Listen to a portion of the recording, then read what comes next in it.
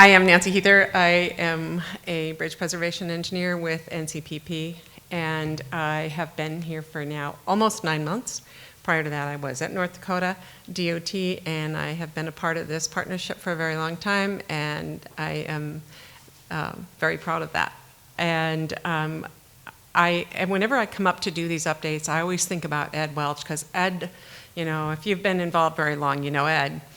And he had a great way of doing this. And I always think about how he would do this and try and kind of emulate that a little, and I'm not Ed Welch. And so I'll do my best to make it informative, but a little light and not too long.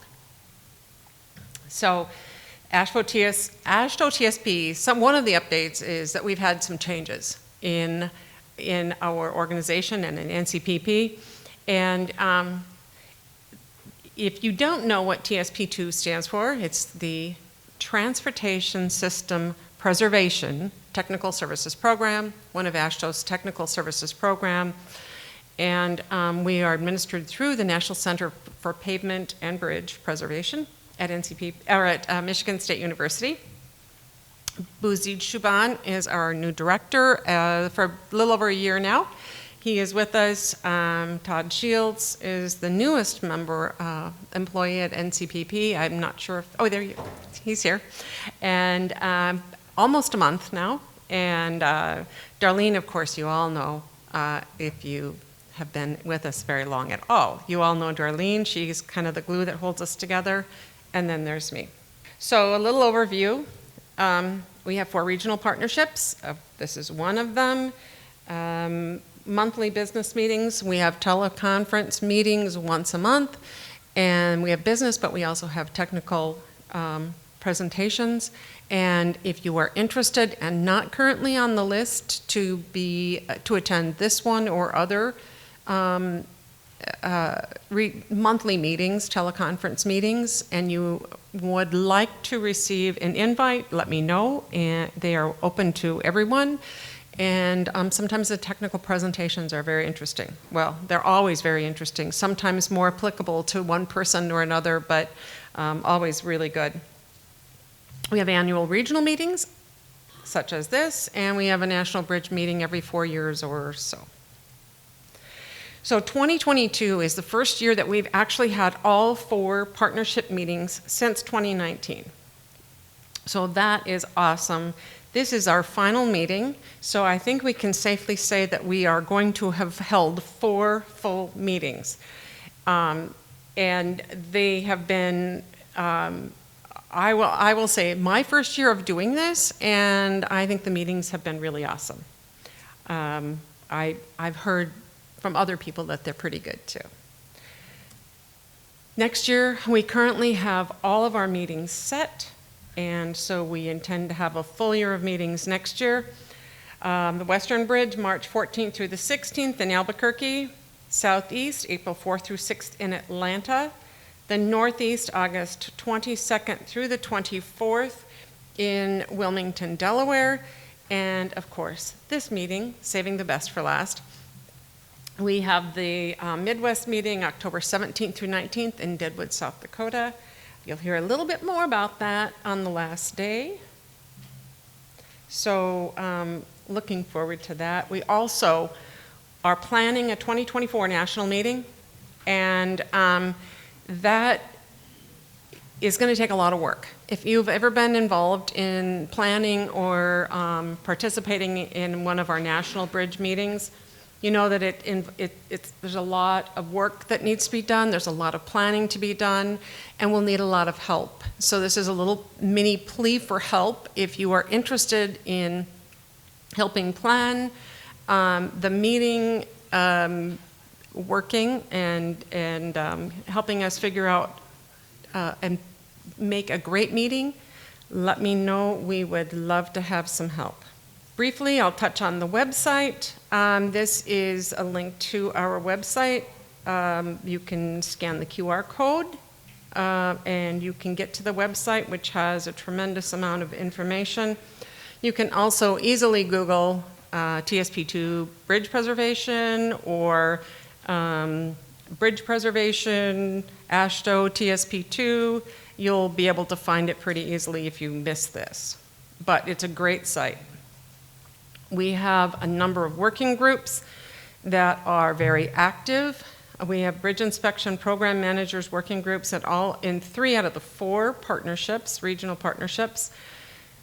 We just heard about the Bridge Deck Preservation National Working Group. We have a Bridge Preservation BMS Working Group. There'll be an update on that tomorrow. The outreach and communication, I'll talk about briefly in a moment. Construction quality, I will also talk about briefly. Innovative technology demonstrations and local agency outreach working groups, there will be an update on that on the last day. As you could see from Sarah's presentation, the working groups are active. They are doing a lot of very beneficial work and research, and that is truly what the working groups are. They are working groups, and they are working to accomplish something, and they have goals, and they meet regularly, and we encourage you, if you're interested in any of these, yeah, I don't need it anyway. So, but I would encourage you to all, take a look at these groups, and if there's something that interests you, get involved, reach out to me or any of the working group leaders. And it's a great way to help yourself as well as others.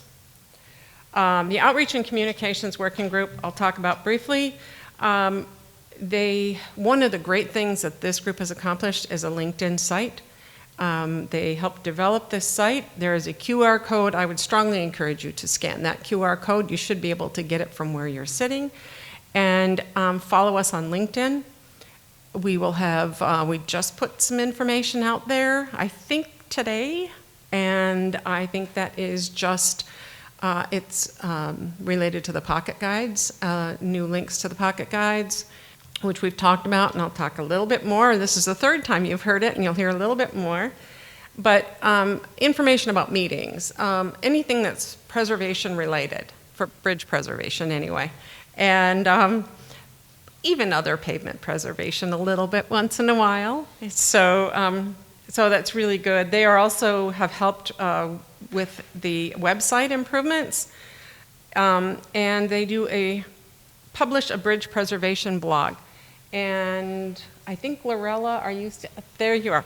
So Lorella does, and I think she's actively working on some even during this meeting, where she interviews bridge practitioners and writes up a really great blog. And we have one that will involve yours truly, Jason DeRuer, that's up here with me, along with a local agency bridge preservation practitioner from Michigan. That one is in the works and will be done and out soon. If you are interested in looking at that, you can go to the website. Right on the front page of the website, there's a link to the preservation blog. That will take you to this page, and right there you can subscribe to the blog. And all of the previous conversations are on there, and they're really interesting, a lot of good information, a lot of interesting points of view.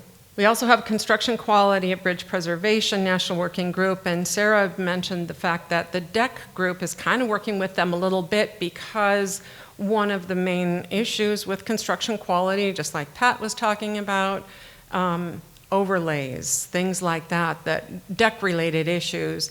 And the purpose of this group was to, when we're building new bridges, we've got all these specs, we've got this all worked out, right? We've been building them for a long time. Well, a lot of the preservation work that is being done, constructed, it's a little less, set in stone. There's always different issues that you run across, and you try and get good quality construction, and sometimes that's a little challenging. It's challenging for the DOTs, it's challenging for the contractors, for the suppliers, And so the idea here is how can we get more information about what's really going wrong? Currently, we've been dealing with overlays and specifically PPC, polyester polymer overlays, and issues that have happened with that. And how can we help mitigate those issues? How can we help through that? And we're currently working on a white paper that will give some additional guidance, a little bit over and beyond, and specifics about things that have been dealt with. And I'm looking to Dick because he's very involved in the construction quality working group. Dick Dunn, if you don't know Dick, he's one of the leaders on this working group. And so it's going to be a really interesting paper. But we've had conversations with suppliers and with the DOT and what could have happened here and why did this happen, and then being able to share that information so that others can learn from that. Okay, there's the pocket guides. So these pocket guides are developed in conjunction with the Bridge Preservation Expert Task Group, which is a task group that was set up by Federal Highway. Raj Alani is actually here, and he's the leader of the Federal Highway Bridge Preservation Expert Task Group. He kind of is our main. I'm not really sure, Raj. I don't want to say this wrong, but he organizes us all and brings everybody together. Is that pretty accurate? Okay.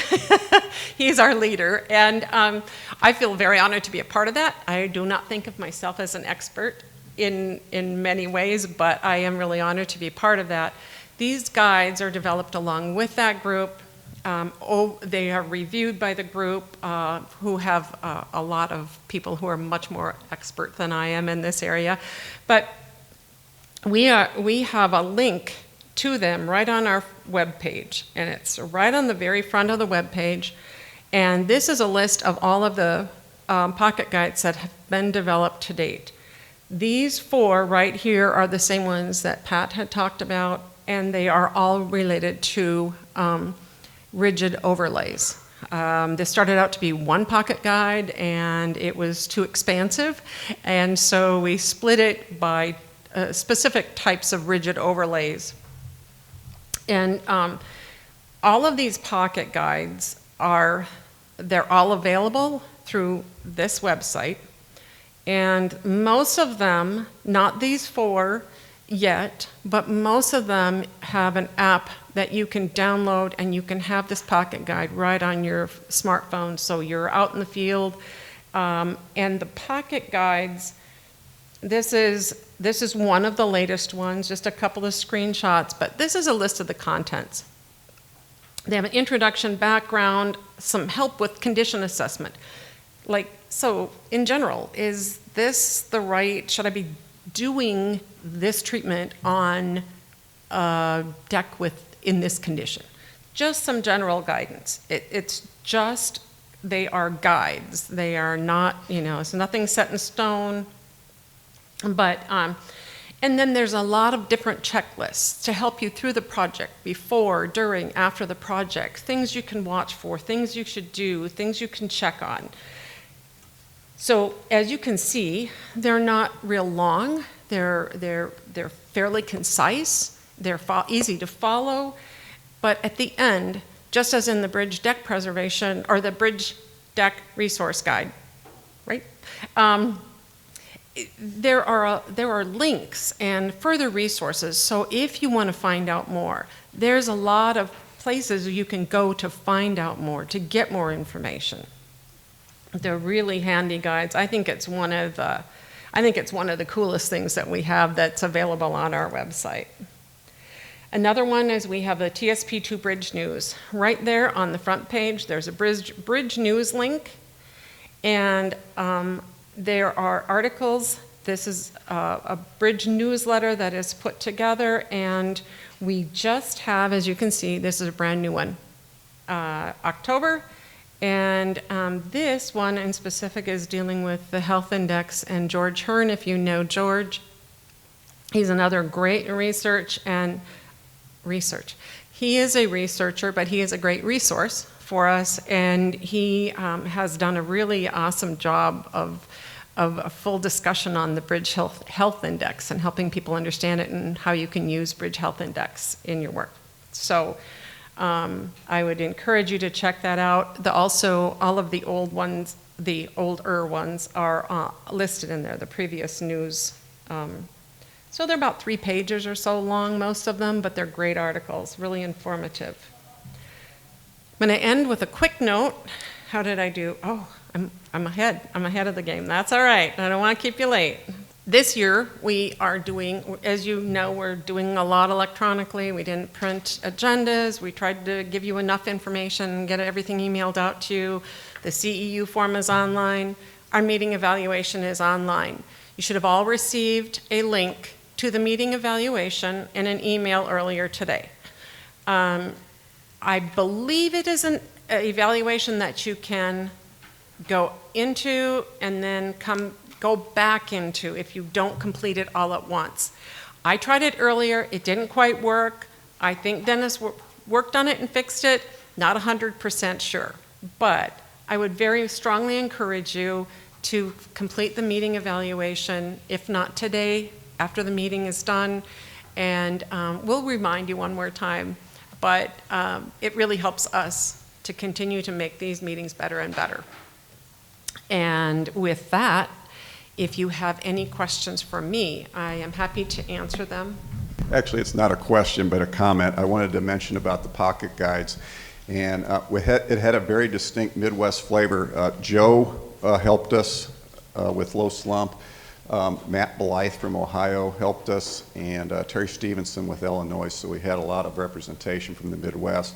But what I really want to say is please get these to your construction people and have them start using them and give us some feedback, because it doesn't do any good for them just to be on the website looking good.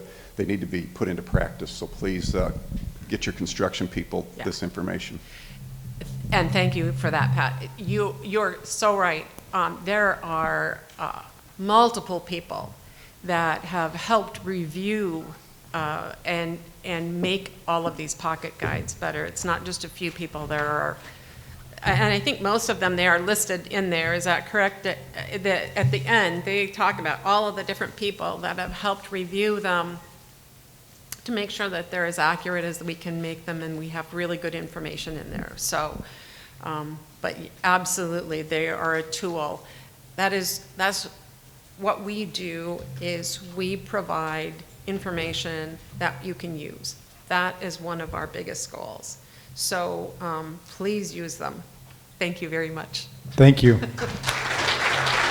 The preceding was produced by the National Center for Pavement Preservation. More information can be found on the web at pavementpreservation.org. Additional support provided by Michigan State University.